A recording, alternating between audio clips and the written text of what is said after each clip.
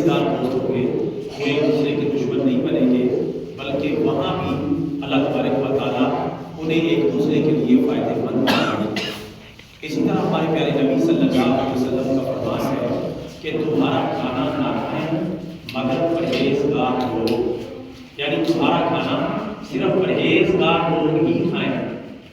اسی طرح ہمارے پیارے نبی صلی اللہ علیہ وسلم کا فرمان ہے جس کسی نے کسی مسلمان کا روزہ افطار کروایا تو اسے روزہ رکھنے والے کے برابر ثواب ملے گا اور کسی کے ثواب میں کوئی کمی واقع نہیں ہوگی، یعنی جتنا روزے دار کو ثواب ملے گا اتنا ہی روزہ کھلوانے والے کو بھی اجر و ثواب ملے گا۔ تو یہ آیت کریمہ اور یہ حدیث مبارکہ سننے کے بعد شرعی مسئلہ آپ بھی سوال کر رہے ہیں،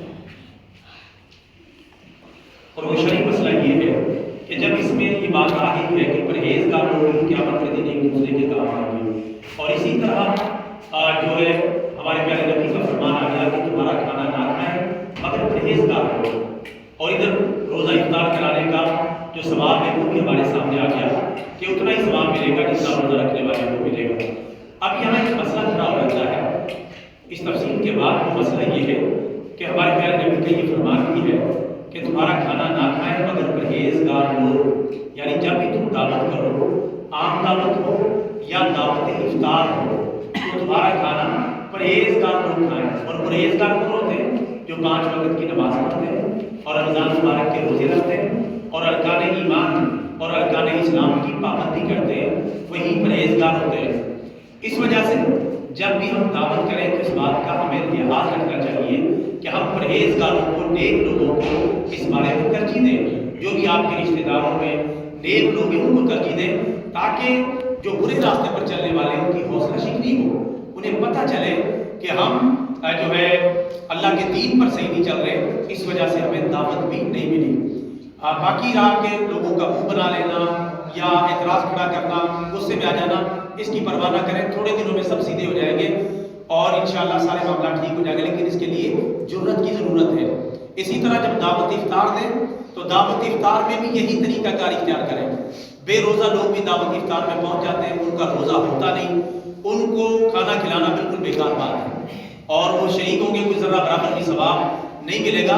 لہٰذا اپنے دعوت افطار کے کھانے کو بچائیں اور اس کی اہمیت کو سمجھیں، صرف ان لوگوں کو شرکت کروائیں کہ جو رمضان مبارک کا روزہ رکھے ہوئے ہیں، کیونکہ دعوت افطار ہے، یہاں یہ نہیں کہ جو کوئی چاہے منہ اٹھا کے چلا ہے اور اس اور بہانوں سے کچھ بھی نہ کہے۔ پیار محبت سے، میں یہ نہیں کہا سرے عام آپ اس کو ٹوکے، نہیں، پیار سے محبت سے کہہ دیں بھائی یہ جو ہماری دعوت ہے یہ دعوت افطار ہے صرف روزے داروں کے لیے، تاکہ اسے احساس ہو کہ یار اگر میں نے روزہ نہ رکھا تو اللہ تعالیٰ کو نپٹے گا ہی نہیں نپٹے گا، لوگ بھی جو ہے میری اتنی عزت نہیں کریں گے جتنی عزت میری بنتی ہے، چاہے کوئی چودھری صاحب ہو، چاہے کوئی سیاسی لیڈر ہو، چاہے کوئی مذہبی لیڈر ہو، اور چاہے کوئی عام بندہ ہو، جتنا مرضی پھرنے کا بندہ ہو، اتنی ہمت بندے کے اندر ہونی چاہیے کہ یہ اعلان کر دے۔ اور اس کا آسان سا طریقہ میں آپ کو بتا دیتا ہوں، آپ مسجد میں یا گھر میں کہیں بھی اعلان کرتے ہیں، دعوت افطار کا پروگرام رکھتے ہیں تو یوں اعلان کروایا کریں، حضرات آج اتنے لوگوں کی دعوت افطار ہے، آپ نے چھوٹی رکھی ہے تو مجھے دوسرے والے سے بات کریں، اگر آپ نے بڑی رکھی ہے تو دوسرے والے سے بات کریں، اگر اوپنلی رکھی ہے آپ نے عام دعوت افطار ہے، جو بھی آ جائے روزے دار میں اس کا روزہ کھلواؤں گا، تو پھر یوں اعلان کریں کہ حضرات ہمارے ہاں روزے داروں کے لیے افطاری کا وقت جو ہے تو متعین ہی ہے اور فلاں لوگوں کو روزہ افطار کروایا جائے گا جو روزے دار ہیں، برائے مہربانی تمام روزے دار بھائی فلاں جگہ پہ پہنچ جائے مسجد میں، گھر میں، اور آ کے اپنا روزہ افطار کریں۔ اور ساتھ یہ بھی کہتے ہیں کہ بے نمازی حضرات اور روزہ نہ رکھنے والے زحمت گوارا نہ کریں، برائے مہربانی ان کے لیے یہ دعوت نہیں ہے۔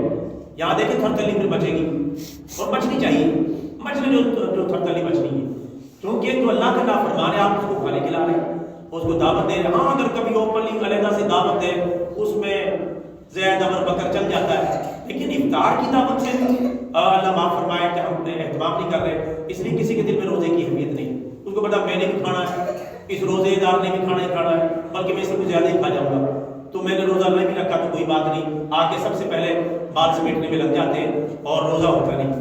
اللہ معافی دے، یہ ہماری صورتحال روزے کے حوالے سے، روزہ فرض ہے، لازم ہے، پولیس پر لازم ہے، متعلقہ SHO پر لازم ہے کہ جو روزہ توڑ رہے ہیں ان کو گرفتار کرے اور حوالات میں بند کرے.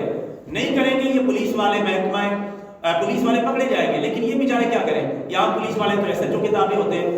SHO IG کا غلام ہوتا ہے، IG وزیر اعلیٰ کا غلام ہوتا ہے، وزیر اعلیٰ جو ہے وزیر اعظم کا غلام ہوتا ہے، وزیر اعظم خیر سے امریکہ کا غلام ہوتا ہے.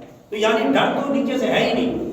اب بیچارے عام پولیس والوں کی بھی غلطی نہیں، ان کو تو آرڈر آ جائے وہ پابندی کروا دیں گے، لیکن ایسی صورتحال عام طور پہ پیدا ہوتی نہیں. تو میرے بھائیوں اپنا کھانا پرہیزگار لوگوں کو کھلائیں. یہ ہمارے پیارے نبی کا فرمان ہے اور یہ سنا دیا کریں.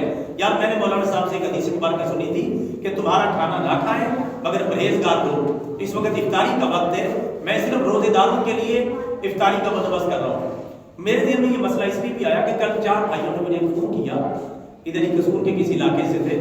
وہ کوئی کٹا ذبح کرنے لگے تھے تو عام دعوت افطار رکھنے لگے تھے. تو ان چاروں کی آپس میں یہ بحث ہو رہی تھی. بعض کہہ رہے تھے یار کھلا ہی آڑ دو، اور بعض کہتے نہیں یار ہم نے کٹا ذبح کرنا ہے، اتنا خرچہ کرنا ہے. جہاں تک بھی ہم بڑی دعوت کرتے تھے لیکن روزے داروں کو ہی ہم جو ہے افطاری کروائیں گے، عام لوگوں کو کھانا نہیں کھلائیں گے. تو مجھ سے مسئلہ پوچھا کہ مفتی صاحب اس بارے میں آپ کیا رائے دیتے ہیں؟ میں نے وہی رائے دی جو ابھی میں نے آپ کو بتائی ہے کہ آپ اعلانیہ جرأت پیدا کریں، اپنے اندر ہمت پیدا کریں اور یہ اعلان کروائیں. ایک کٹا ہے ماشاءاللہ بڑے روزے داروں کا روزہ کھل جائے گا، تو یہ اعلان کروائیں ڈٹ کے کہ یہ دعوت صرف روزے داروں کے لیے، اور جو افطار کریں گے جنہوں نے اللہ کے دین پر عمل کیا ہے ان کی ہم نے یہ دعوت افطار سجائی ہے تاکہ وہ ہمارے لیے دعا کریں، ہمارے گھر میں خیر و برکت آئے اور ہماری بھی بخشش کا سامان بنے. تو یہ دین کے بارے میں ہمیں کلیئر کٹ ہونا چاہیے. دین کے شرعی مسائل کے اندر اب چھوٹی چھوٹی باتوں میں بڑی موٹی لڑائی گھروں میں ہو جاتی ہے تو کوئی اس کی شادی میں نہیں بیٹھتا، کوئی اس کی شادی میں نہیں بیٹھتا، اس کا ہم بڑے ترلے منت کرتے پھرتے آ جائیں، کوئی بات نہیں. حالانکہ گھریلو لڑائیاں ہوتی ہیں، جہاں اللہ کا دین آئے وہاں بالکل ہی سست ہو جائے، کوئی کاروائی بھی نہ دکھائیں.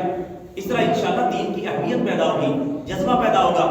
لوگ جو ہے اس حوالے سے پھر ڈریں گے یا ایسی دعوت میں نہیں آئیں گے. ایسے بندے دعوت میں نہ ہی آئے تو اچھا ہے.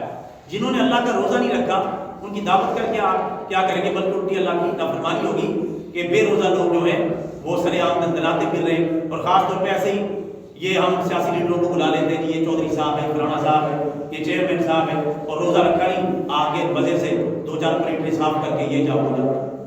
تو ایسے بندوں کو جو ہے منہ ہی نہ لگائے. ہاں اگر روزہ رکھا ہے، پتہ ہے بندہ پرہیزگار ہے، پھر چاہے کوئی امیر ہے چاہے غریب ہے، سب کو دعوت ہے. چاہے کوئی سیاسی ہے، مذہبی ہے، عام مسلمان ہے، اس کو دعوت ہے.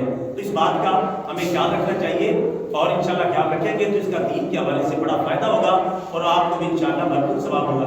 میرے بھائیو آپ اس سے اندازہ لگا لیں روزے کی اہمیت کا کہ اگر کوئی دن کے وقت ہمارے پاس مہمان آ جائے اور مہمان جو ہے وہ 99 کلومیٹر سے کم کا سفر کر کے آیا ہے یا 64 میل سے کم کا سفر کر کے آیا ہے، وہ شرعی مسافر نہیں ہے. مثال کے طور پہ ہمارے ہاں بستی سلامت پورہ کے اندر مہمان آ گیا ٹھوکر سے، لاہور سے، کوٹ راجا کشن سے، راجا جنگ سے، ماگا منڈی سے، تو اس کا اتنا فاصلہ نہیں بنتا. اس آپ کو پتہ ہے کہ بندہ روزہ رکھ سکتا ہے، جان بوجھ کے اس نے روزہ نہیں رکھا تو اس کو چائے بسکٹ کا پوچھنا حرام ہے اور اسے بوتل کا پوچھنا بھی حرام ہے کہ آپ بوتل پیے یا گرم لاؤ یا ٹھنڈا لاؤ. بالکل ہی پرواہ نہ کریں، چیز کی پوچھیں ہی نہیں.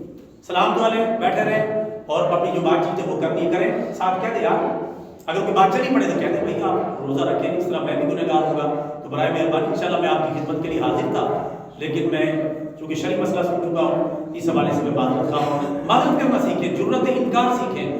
جب ہم جرأت انکار سیکھیں گے انشاءاللہ اس پر بڑا اچھا اثر پڑے گا. آئندہ وہ اس طرح جائے گا نہیں، کئی مرتبہ سوچ کے جائے گا.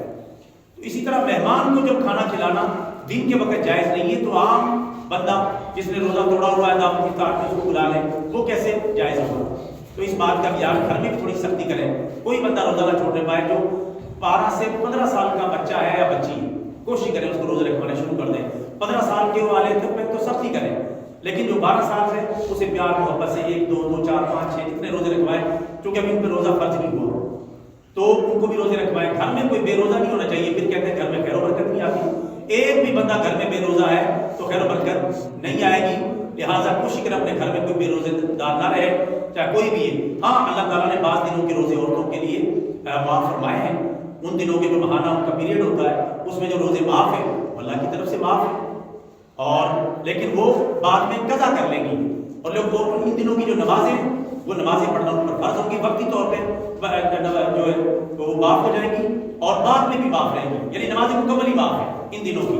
7 8 10 दिन जितने भी अल्लाह ने नमाज़ी माफ कर दी, और जो रोजे वो वक्ती तौर पे नहीं रख रहे, बाद में कज़ा कर लेंगे। अल्लाह ताला से दुआ है अल्लाह ताला हमें रमज़ान मुबारक के रोज़ों की कदर करने की तौफीक अता फरमाए, अपने दीन के लिए खड़ा होने की तौफीक अता फरमाए, जुर्रत और अल्लाह ताला हमें हिम्मत अता फरमाए। आमीन सुम्मा आमीन, वमा अलैना इल्लल बलागुल मुबीन।